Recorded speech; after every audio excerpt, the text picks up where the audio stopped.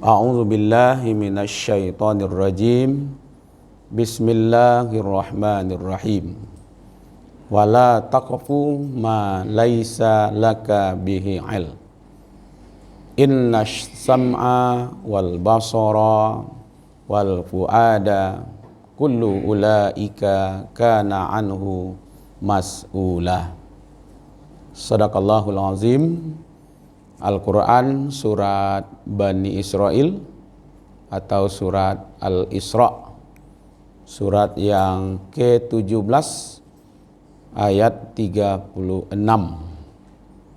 Terjemahannya, berlindung kita kepada Allah dari godaan setan yang terkutuk atas nama Allah yang Maha Pemurah lagi Maha Penyayang. Dan janganlah kamu ikuti apa yang tidak ada bagimu ilmu. Sesungguhnya pendengaran, penglihatan, dan pemahaman setiap masing-masingnya akan diminta pertanggungjawabannya. Maha benar Allah yang Maha Agung. Surat Al-Isra, surat yang ke-17 ayat yang ke-36. Bapak-bapak, ibu-ibu yang dimuliakan, di dalam Al-Quran kan banyak informasi tentang hari pembalasan. Ya. Nanti di akhirat itu seimbang informasinya tentang kenikmatan surga dan kedahsyatannya azab neraka. Dari awal sebenarnya Pak, surat Al-Fatihah kan sudah bicara tentang Maliki Yaumiddin, tentang hari pembalasan. Ya. Allah yang menguasai hari pembalasan. Awal dari surat Al-Baqarah, ya kan, juga bicara tentang bahwa mereka yakin dengan hari akhir, ya kan, yakin bahwa ada hari akhir. Berarti pilihan saja bagi kita sebenarnya Pak, mau selamat, ya kan, masuk surga atau masuk neraka, itu kan pilihan, ya kan. Yang jelas penghuni surga dengan penghuni neraka itu tidak sama, ya kan. La yastawi ashabun nari wa ashabul jannah. Ashabul jannah humul faizun. Tidaklah sama penghuni surga dengan penghuni neraka. Ya kan, masa ya sama Pak. Yang datang ke masjid dan tidak datang ke masjid itu sama tampaknya nanti, kan tidak adil. Ya kan, yang pagi subuhnya tiba di masjid dan seorang lain subuh-subuh lah tiba di puncak Bukit Gado-Gado umpamanya Pak. Ya kan. Nah, itu kasamo tampik nanti ya rasanya enggak kurang bisa diterima lo rasanya Pak. Orang ke masjidnya pergi goes pamonya kan. Tu kasamo tampik nanti rasanya enggak adil lo rasanya Pak.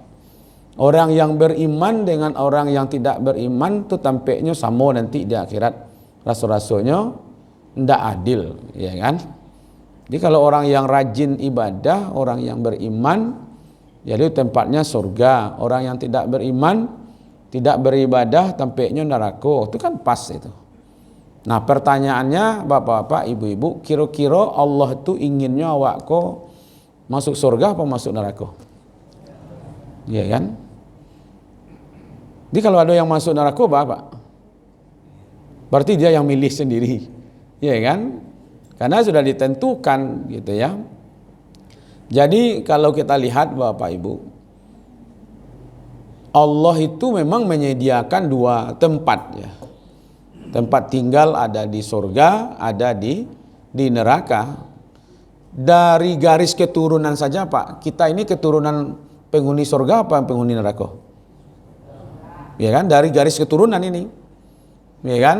Kita merujuk ke atas sampai ke nenek moyang yang pertama, yaitu Nabi Adam. Nabi Adam asalnya dari neraka apa surga? Dari surga kan? Berarti sebenarnya memang awakku sudah mewarisi, ya kan, tempat tinggal di surga sebenarnya, Pak. Cuman gara-gara satu kesalahan Nabi Adam di transit ke bumi gitu. Ya, jadi bumi itu sebenarnya tampe transit, Pak. Bukan tampe tinggal, ya kan?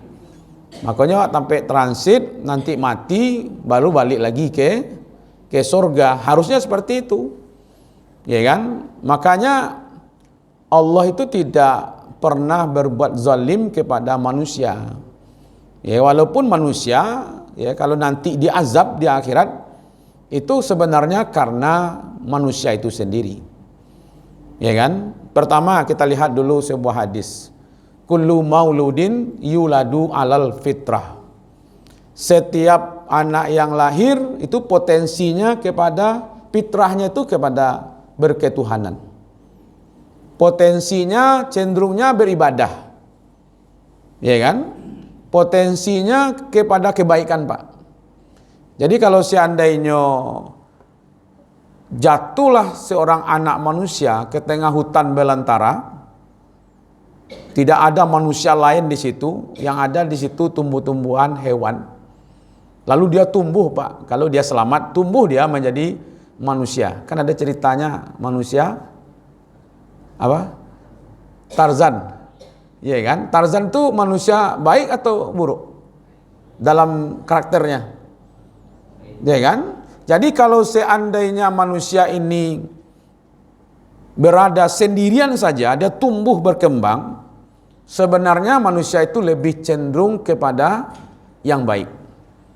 Karena sudah ada potensi, fitrahnya itu sudah ada. Iya kan? Cuman karena lingkungannya, ya kan, orang tuanya, ibu bapaknya lah yang mempengaruhi dia, apa dia mau tetap fitrahnya jadi muslim, ya kan, orang beriman, atau menjadi Yahudi, mau jadi Nasrani, mau menjadi Majusi. Jadi kalau ada anak yang nakal kini kau sian ke disalahan? Hah? Lah siap apa? Kau disabi orang anak sianu awak naiklah tensi sekali kan, ya kan? Memang potensinya begitu, ya kan? Jadi manusia itu, Pak, potensinya cenderung kepada kebaikan. Kalaupun ada Pak almaha fujuraha wa taqwaha, itu bukan berarti manusia itu berpotensi berbuat buruk, ya kan? Diberitahu sebenarnya, diilhamkan kepada manusia itu ada perbuatan baik, ada perbuatan buruk. Jangan salah memahami ayat itu. Ini perbuatan baik, ini perbuatan buruk, pilihlah. Ya kan? Mau yang buruk atau yang baik. Jadi bukan berarti dari bawah, dari pas lahir sudah membawa karakter buruk, tidak. Ya kan? Diilhamkan kepada mereka ini buruk, ini baik, supaya manusia itu memilih, ya kan? Karena fitrahnya ada, maka sebenarnya dia lebih cenderung kepada kebaikan, ya kan? Apalagi kalau dia berada di rumah tangga orang-orang yang soleh dan soleha, Pak. Maka sebenarnya akan tumbuh anak itu menjadi orang baik. Kalau dia tidak tumbuh jadi orang baik, berkemungkinan kalau tidak lingkungan keluarganya, mungkin lingkungan tetangganya. Coba dicek itu. Diajar anak hafalan di rumah, Pak. Diajar berzikir, sempatnya main ke tetangga sawala, pulangnya beko, alain cerita dari bawanya. Sehingga kece ibunya, di mana dapet bahasa ko tadi go nak? Kiranya jo kawannya. Berarti ada lingkungan yang mempengaruhi. Kalau lingkungan keluarganya sudah bagus, tetangganya juga tidak bagus, ternyata anak ini tidak bagus juga. Mungkin lingkungan tampe bakarajonya, Pak. Dia aja jujur di rumah, tetangganya maja jujur. Tiba-tiba di kantua, nyo mencilui. Dia kan ditangkuk no orang awak. Ndak ke ditangkuk, pancilui. Ya kan? Di mana penyo? Pengaruh lingkungan kerjanya, Pak. Ya kan? Kalau lingkung kerjanya sudah baik, keluarganya baik, tetangganya baik, tempat kerjanya baik, ini bisa jadi ini, Pak, temannya yang pengaruhi. Makanya kalau berteman dengan orang jual parfum, sekurang-kurangnya harumnya nempel juga, Pak. Ya kan? Kalau tidak kadagiannya parfum minimal aroma parfumnya itu nempel dia. Tapi kalau dia berteman dengan tukang besi yang tiap hari karena asuk angin tadi, Pak, ya kan? Kalau tidak, kalau tidak kabar asuk minimal baun asuk, Pak, ya kan? Itu pengaruhnya gitu. Nah, kalau indak juga Bapak Ibu, keluarganya baik, tempat tinggalnya baik, teman kerjanya baik, ya kan? Teman sejawatnya baik. Coba dicek, Pak, ilmunya. Latar belakang pendidikannya seperti apa? Ya kan? Pada prinsipnya manusia itu cenderung berbuat baik, tetapi dia bisa buruk kalau dipengaruhi oleh keluarganya, dipengaruhi oleh tetangganya, dipengaruhi oleh tempat bekerjanya. Iyalah itu sadunya di situ, Ustaz. Itulah payah tuh. Kalau ada seorang yang tampil agak elok, sok alim. Ya kan? Akhirnya berubah, Pak. Ya kan? Maka itu sebenarnya Allah sudah memberi wanti-wanti kepada kita.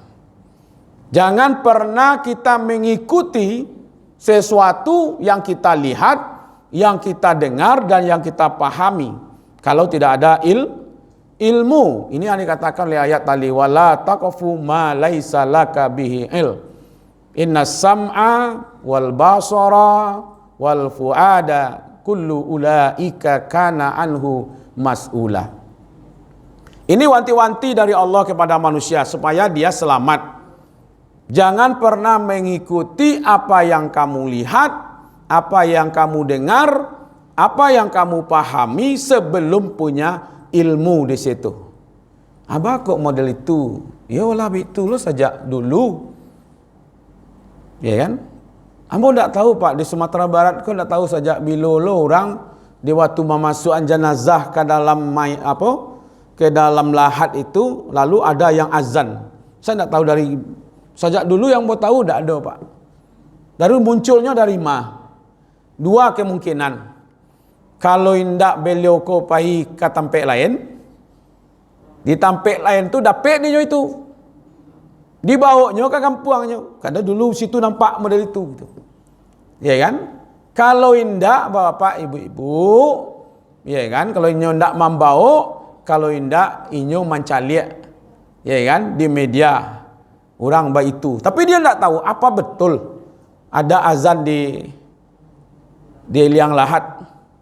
Nyobeklah ceritanya, Pak. Dulu waktu lahir diazankan, kini meninggal diazankan juga. Kalau dulu waktu lahir ada pendengarannya untuk pendidikan, menangkap dia. Walaupun hadis tentang mengazankan bayi itu diperdebatkan juga di kalangan ulama. Ada yang mengatakan dhaif. Ya kan, hadis itu diriwayatkan oleh Imam At-Tirmizi. Tapi karena ada nilai tauhid di dalam itu, Pak, maka itu ya masa pas baru lahir itu diputar dangdut, sakitnya di sini itu. Ya kan? Nah, itu ada nilai tarbiyahnya, nilai pendidikannya. Maka itu Allahu Akbar, Allahu Akbar. Saya pernah nonton videonya, Pak. Anak yang sedang nangis, kemudian diazankan, tenang jiwanya, Pak. Yang takut dengan azan itu tahu, Pak, setan. Nah, jadi kini kok kalau ada nan anti kepada azan itu, tu apa nih ngecek anda ambo tu beko. Ya kan? Tapi begitulah, ya kan? Nah, jadi kalimat itu Pak. Jadi kalau tanya kenapa bisa dapat seperti itu? Karena dia menengok. Kok kalau ada orang meninggal, lalu jenazahnya digotong, lalu menyeruduk di bawahnya, berputar-putar di bawahnya. Dari mana peknya Pak? Matonya mencaliak, talingonyo mandanga, dibisian di orang supaya nyo lupa jo gaeknyo.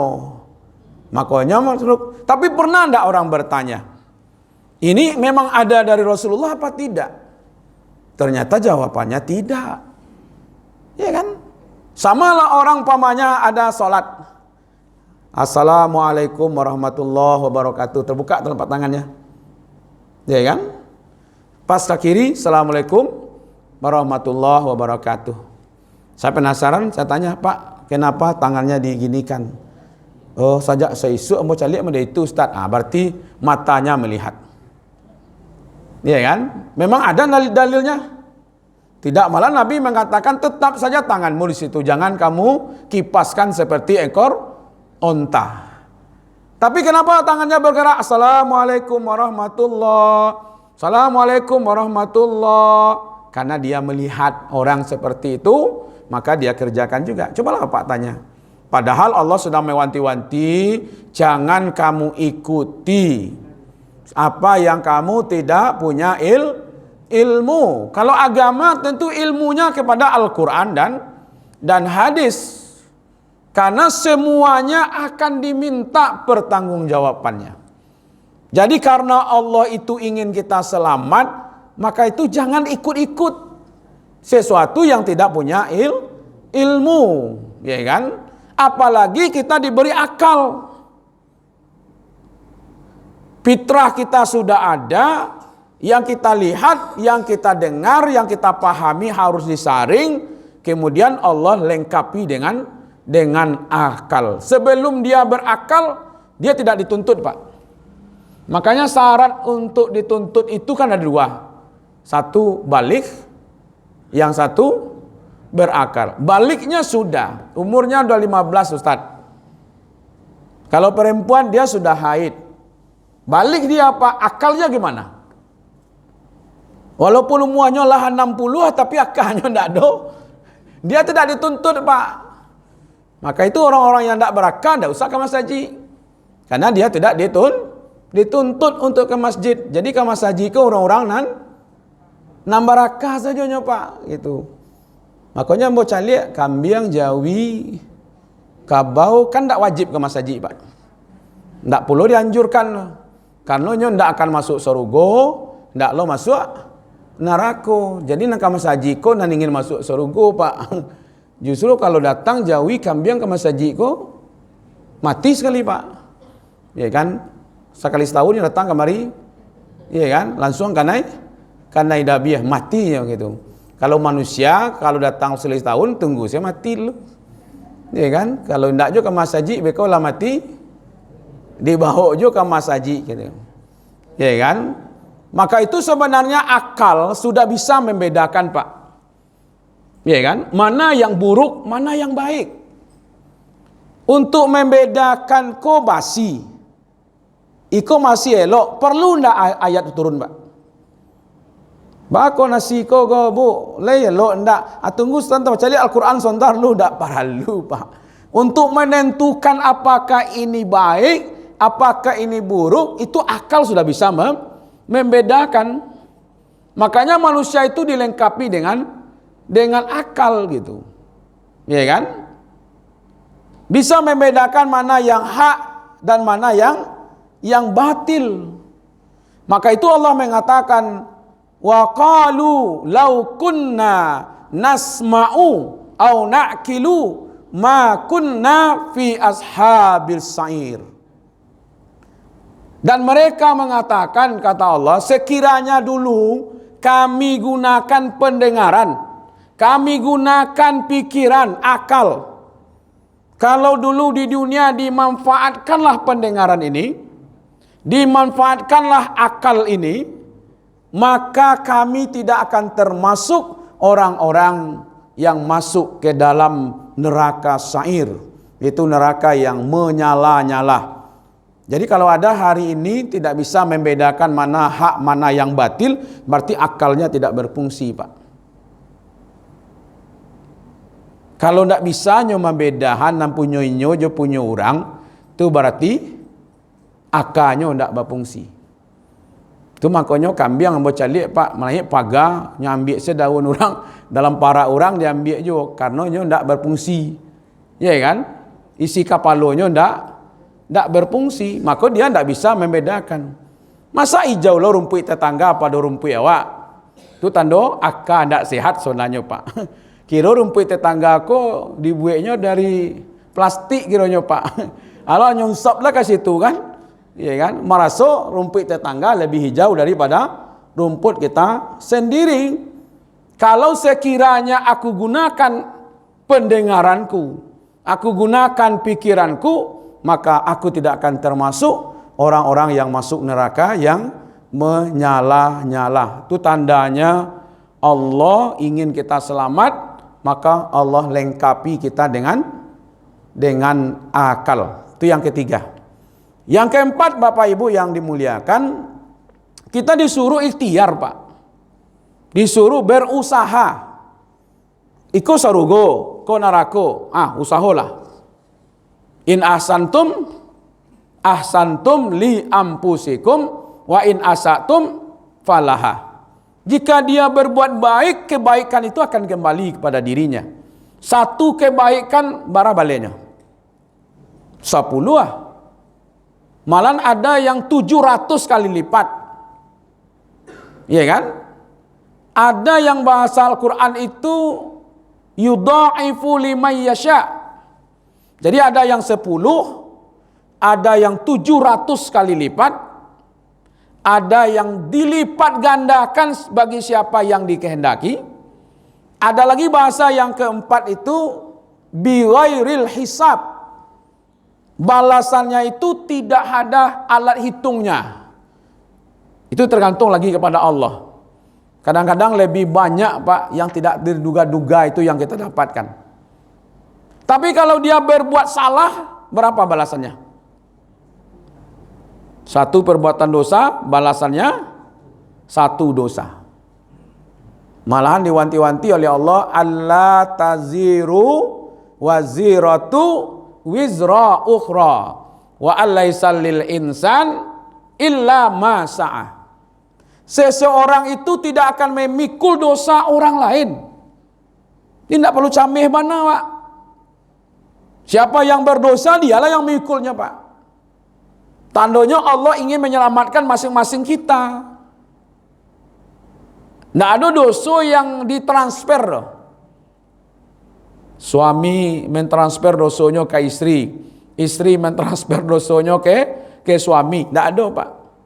Bagaimana dengan suami yang tidak bertanggung jawab? Dia dapat dosa dengan tidak bertanggung jawabnya. Lalu bagaimana istrinya tadi yang tidak diurusnya? Istrinya juga dapat dosa karena dia tidak mau taat itu. Jadi bukan dosa istrinya yang diambilkan kepada suaminya. Anak tidak diurus oleh ibu bapaknya. Berdosa tidak ibu bapaknya? Dosa tidak bertanggung jawab itu, Pak. Kalau anaknya lah balih dan berakal, lalu dia mencuri, dia mabuk, dia berzina, siapa yang dapat dosanya? Anaknya. Kecuali ibu mandenya menyuruh apai. Ya kan? Baru duduk-duduk aja di rumah, tuh orang sangadang aku, ala pai pacar-pacaran dikasih tahu apa itu lah, situlah. Kalau itu cara gayanya ya dapat jatah tuh, Pak. Ya kan? Kadang ada orang gaya kau risau, Pak.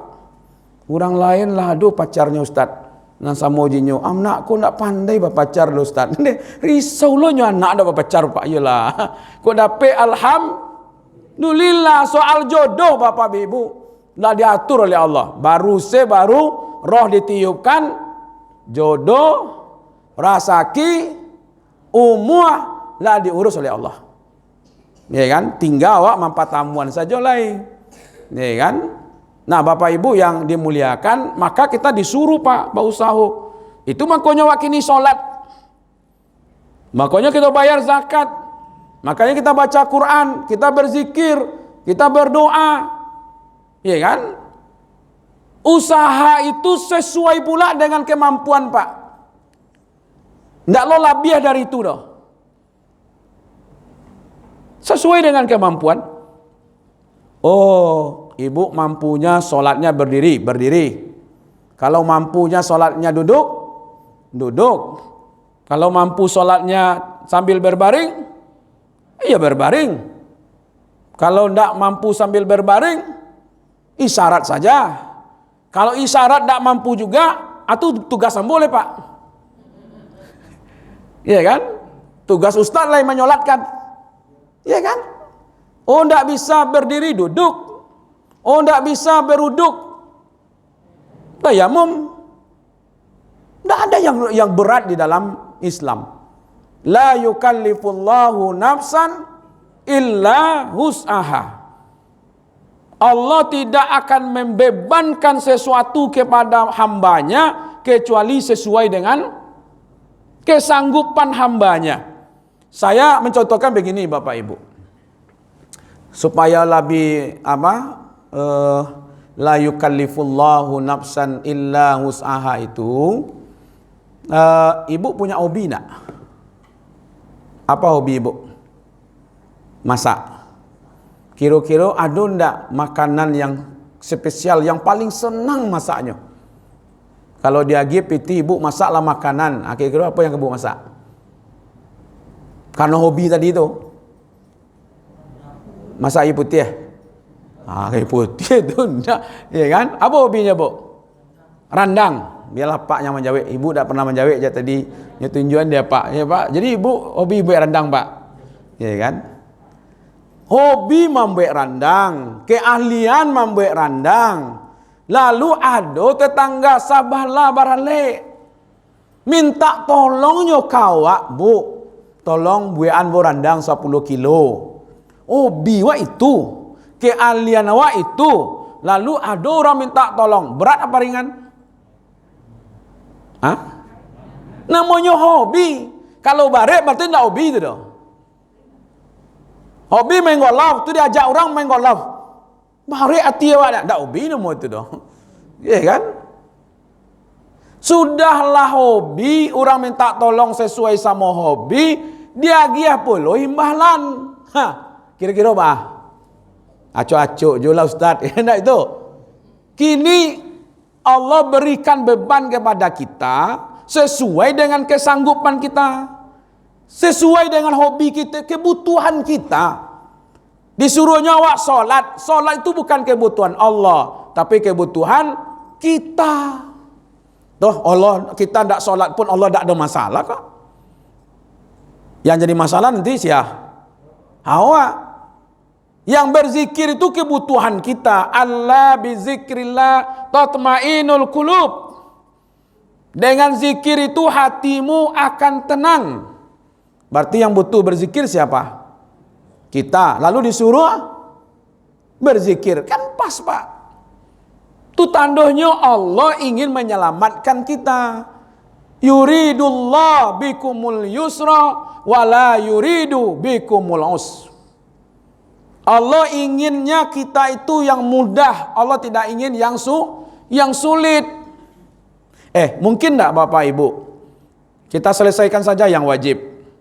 Solat yang wajib, tepat waktu, berjamaah, puasa yang wajib, sedekah yang wajib. Apa sedekah yang wajib? Zakat fitrah, selesai.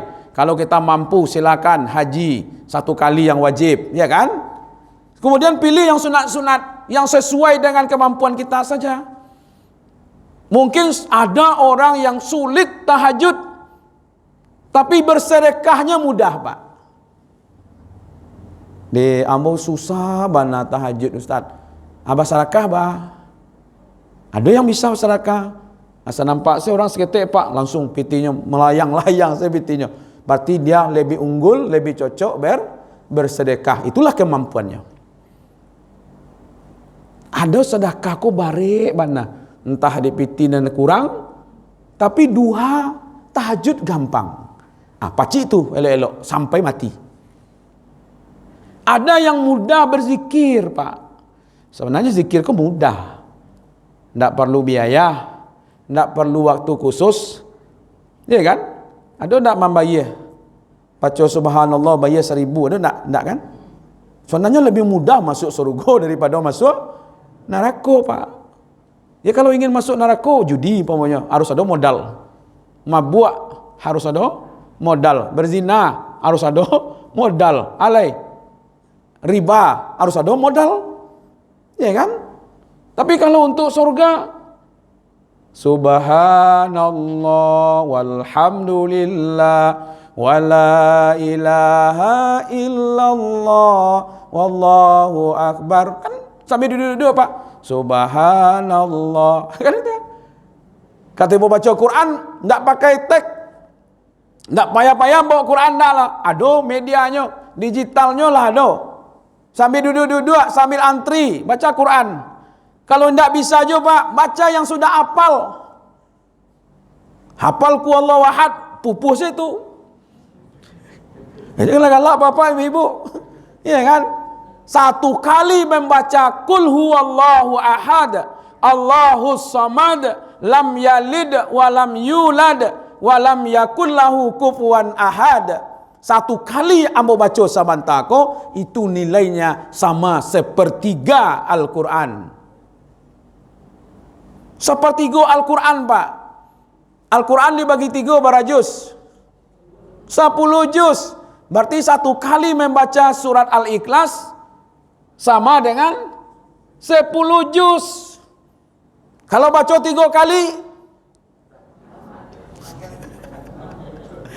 iya kan, tamat itu. Jadi siapa yang mau, kata Rasulullah, membaca Al-Quran 10 juz satu malam? Iya kan? 10 juz satu malam. Bagaimana caranya ya Rasulullah? Bacalah surat Al-Ikhlas. Qul huwallahu ahad, Allahus samad, lam yalid wa lam yulad wa lam yakul lahu kufuwan ahad. Kalau sempat membaca semalam 10 kali, Pak, itu dibangunkan satu rumah di surga. 10 kali semalam dibangunkan sebuah rumah di surga. Kalau tiap malam bara rumahnya kira-kira. Ya kan? Sedang di dunia saja banyak rumah orang. Apalagi nanti di surga. Yang menarik itu Bapak-bapak, Ibu-ibu, kalaulah rumah sampai tinggalnya di surga, kira-kira orang punya rumahnya kamu masuknya, Pak? Orang punya rumahnya kamu masuk kira-kira? Tak mungkin masuk neraka dah kan? Rumah dibangun di surga, itu masuk ke neraka? Tidak. Pasti masuk surga. Sebenarnya Rasul ingin mengatakan, kalau rutin dibaca 10 kali satu hari, itu sudah bisa kategori masuk surga. Nantilah dibahas Bapak Ibu yang dimuliakan. Kemudian tandanya Allah ingin ya kita ini masuk surga, Allah utus Rasul. Rasulan mubassira. Allah Rasul yang memberikan kabar gembira dan kabar pertakut. Jadi Nabi itu diutus untuk memberi kabar kepada kita. Kalau taat, ya kan, mubasyirina wa munzirina. Diberi kabar, ini yang baik, ini jalan ke surga, ini jalan ke neraka. Jadi boleh pilih. Ya kan, sejak Nabi Adam sampai Nabi Muhammad syariatnya sama, Pak. Syariatnya sama. Ya kan, tandanya Allah, apa yang dibawa oleh Nabi Adam, apa yang dibawa Nabi Nuh, apa yang dibawa Nabi Ibrahim, Nabi Musa sampai kepada Nabi Muhammad sama saja, yaitu tauhid, ya kan, ibadah, itulah untuk kita semuanya. Jadi Allah ingin kita selamat di dunia dan selamat di akhirat. Gunakanlah fasilitas itu. Mudah-mudahan kita nanti dikumpul di surga. Amin. Ya Rabbal Alamin. Mohon maaf wabillahi taufiq wal hidayah. Nasru minallah wa fathun qarib wa basyiril mu'minin. Wassalamualaikum warahmatullahi wabarakatuh.